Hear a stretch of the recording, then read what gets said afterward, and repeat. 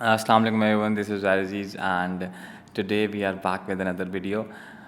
अगर आप wedding photographer हैं या अगर आप क्लाइंट हैं तो आई एम श्योर आप इन सब चीज़ों से बहुत रिलेट कर सकेंगे. Being a wedding photographer I feel like there are lot of people जिनसे आप इंटरेक्ट करते हो हमें मतलब कि अपनी डेली लाइफ में क्लाइंट्स स्पेशली.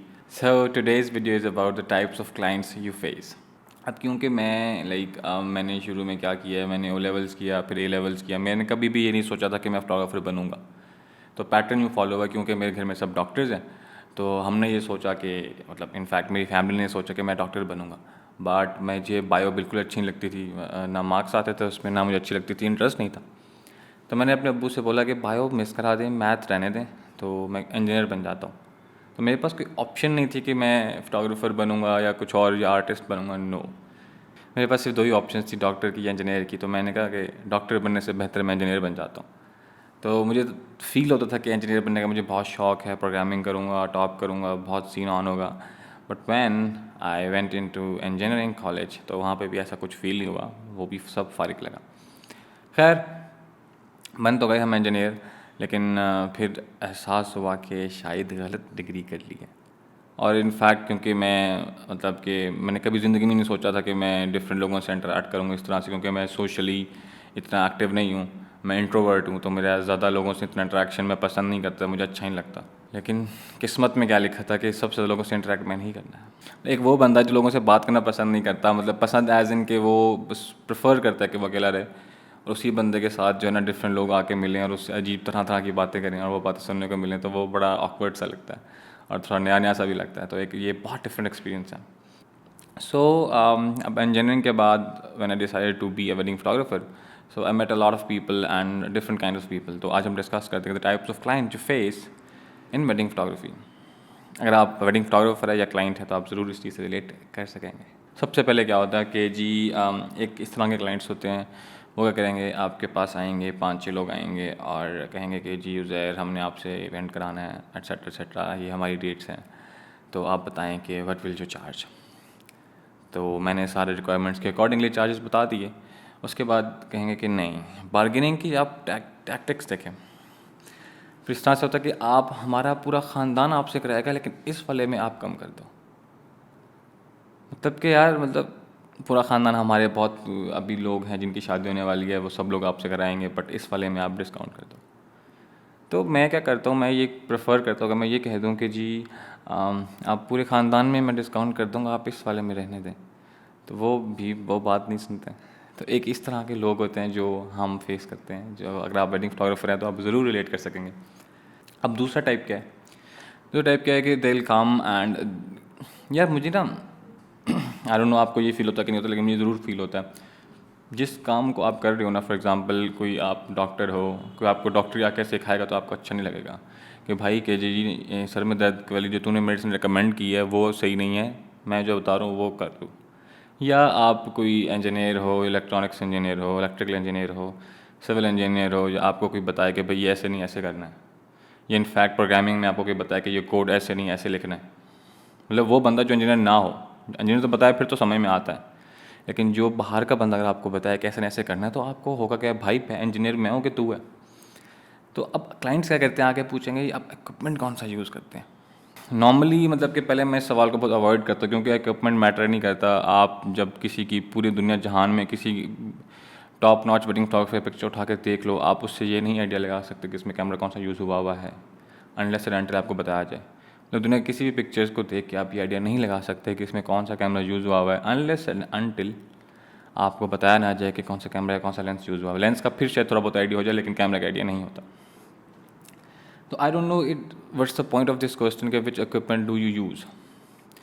तो अब क्या होता है कि जो आसपास के जो लोकल फोटोग्राफर्स होते हैं उन्होंने एक दिमाग में बैठाया हुआ है क्लाइंट्स के, जी हम मार्क 3 यूज़ करते हैं, कैनन 5D मार्क 3, ठीक है, वो क्या करता है, वो 4K वीडियो देता है, मार्क 4 या मार्क 3, और जी आपकी video high HD high quality, आपका जो है ना मतलब कि बहुत मस्त काम हो जाएगा, इक्विपमेंट हमारे पास बहुत टॉप नॉच. और क्लाइंट को ये नहीं पता कि भाई कैनन क्या है और मार्क 3 पता है, बस उसको ये पता चल गया कि भाई मार्क 3 कोई बहुत हरामी चीज़ है.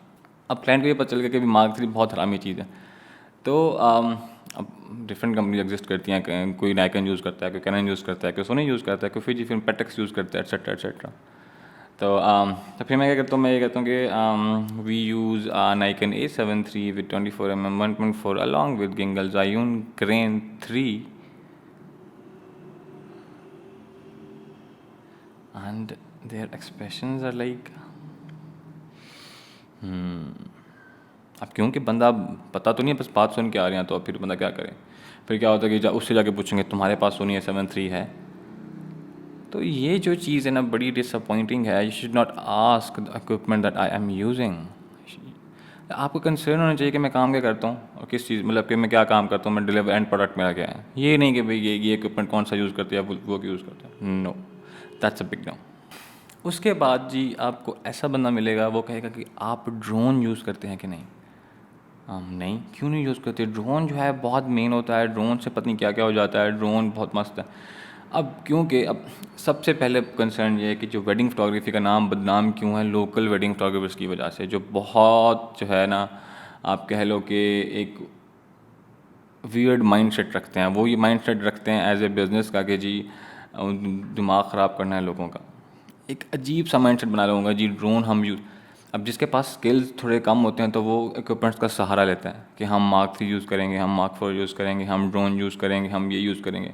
ये चीज़ें हैं उस चीज़ को घेरने के लिए। मैं तो एग्जांपल लेता हूँ, अब कोई मूवी है ना, कोई मूवी उसकी स्टोरी लाइन अगर वीक है तो उसको कैसे कवर अप करेंगे। उसमें VFX डाल दिए, उसमें एनिमेशंस डाल दी, सब कुछ डाल दिया। लेकिन आपने जहाँ की कोई मर्जी मूवी उठा कर देख लो, जिसका कंटेंट स्टोरी स्ट्रॉन्ग है ना, सिर्फ वही मूवी हिट हुई है। VFX स्ट्रॉन्ग करने से मूवी हिट नहीं हो जाती। इसका मतलब ये नहीं कि काम अच्छा है। हमेशा हमेशा हमेशा कंटेंट स्ट्रॉन्ग होने से ही मूवी हिट होती है। इन द सेम वे आपका इक्विपमेंट स्ट्रॉन्ग होने से आपका काम अच्छा नहीं हो जाएगा। आपका आप यूज़ कैसे करते हो, आप क्या काम करते हो, उससे ये ज़्यादा मैटर करता है। तो ये क्वेश्चन पूछना इट्स बेसिकली बेसलेस। ये ड्रोन यूज़ करते हो नहीं करते, तो ये सहारा लेना नहीं चाहिए इन चीज़ों का कि भाई ड्रोन है ये है। अब ड्रोन का क्या है, अब अगर आप फोटोग्राफर्स हैं तो आपको आइडिया होगा कि जी हम जितने भी कैमरास लगा लें उनकी क्वालिटी ड्रोन के साथ मैच नहीं कर सकती। ड्रोन रात में बहुत फारिग होता है, नंबर 1। नंबर 2, आप देख लो कि मार्ग की छत वगैरह अक्सर नीचे होती है। और मेरे साथ ऐसा काफ़ी दफ़ा हो चुका है कि काफ़ी जो अपोजिट में जो टीम आई होती है जो ड्रोन यूज़ कर रही होती है, कभी जो है छत पे लग गया ड्रोन। इनफैक्ट एक दफ़ा एक लड़की के बालों में फंस गया था ड्रोन, मतलब कि शुक्र है वो बच गई थी, कुछ हुआ नहीं था, लेकिन बालों में उसके ड्रोन फंस गया और बहुत प्रॉब्लम हुआ। क्या फ़ायदा ऐसी चीज़ का जो डेंजरस है इनसाइड द हॉल। मतलब ड्रोन का तो क्यों नहीं बनता ना इंडोर्स में यूज़ करने का, ये क्या अजीब। अच्छा, अब एक और है जी इस तरह से कि हम आप DVD देते हैं साथ में वीडियो की, हमें DVD चाहिए। अबे यार मैं आप कैसे समझाऊं कि जी DVD का सीन ये है कि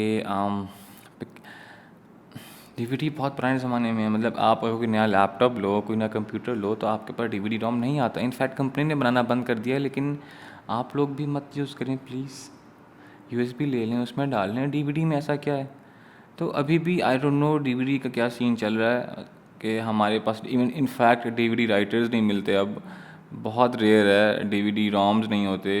PC में भी अगर आप स्पेशली मंगवाओ तो फिर आपको लगा के देते हैं, नहीं तो आपका DVD ROM नहीं आता, लैपटॉप में नहीं आता। तो इसका पॉइंट फिर DVD राइटर, फिर DVD राइट करो।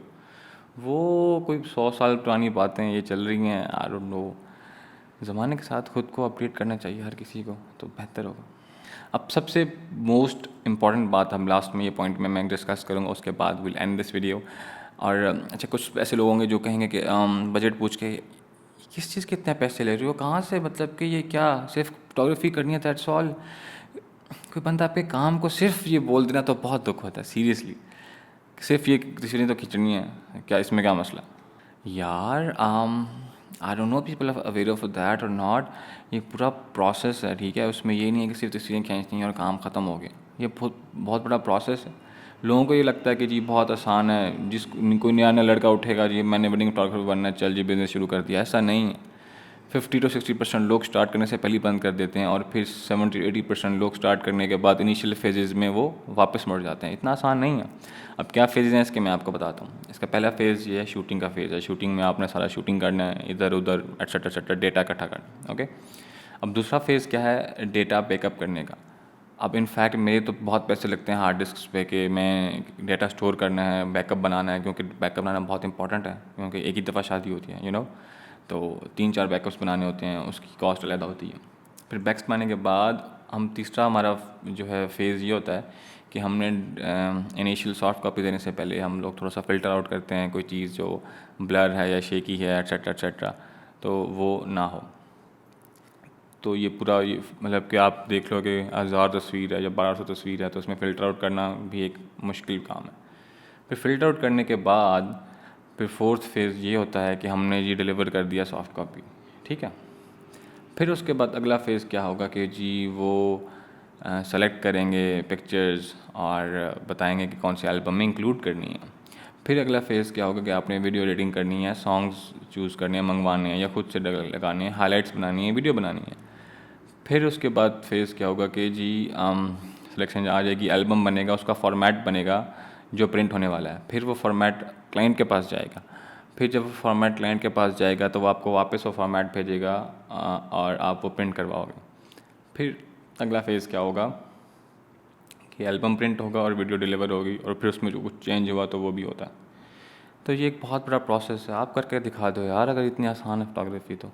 मुझे बहुत बुरा लगता है, बहुत दुख होता है यार कि ये क्या बातें हैं। आपने करवाना करवाओ, नहीं करवाना मत करवाओ, लेकिन ये बातें भाई एक बहुत सिंपल सा है कि मैं कहीं पे भी जाऊँगा ना, मैंने फॉर एग्जांपल कि बहुत अपने से बहुत ज़्यादा एक्सपेंसिव जगह पे चला गया हूँ, ठीक है। तो एक दफ़ा ऐसा हुआ, हम लोग गए, हाँ मैं और मेरा दोस्त है, मैं एग्जांपल देता हूँ। मैं इस तरह से हुआ कि मैं और मेरा दोस्त है, हम लोग गए सेंटोरस ना, तो मैंने कुछ चीज़ें लेनी थी।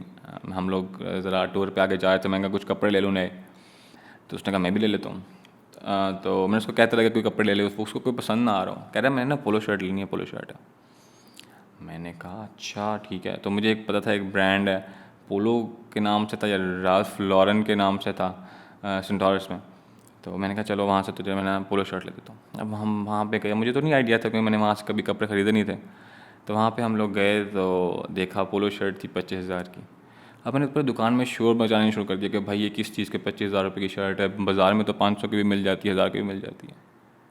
That's not the point. आप लेनी आप लो, आप नहीं लेनी ना लो, ये बहस करने की क्या ज़रूरत है कि इसमें क्या लगा हुआ है, ये क्या लगा हुआ है। भाई जिसने लेनी है वो ले, जिसने नहीं लेनी मत ले। ये क्या साइंस होती है कि क्या क्या साइंस है इसकी। खैर I hope you enjoyed this video. और मज़ीद अगर आपके कुछ question related to wedding photography और something else please let me know. Thanks so much and अल्लाह हाफ़िज़।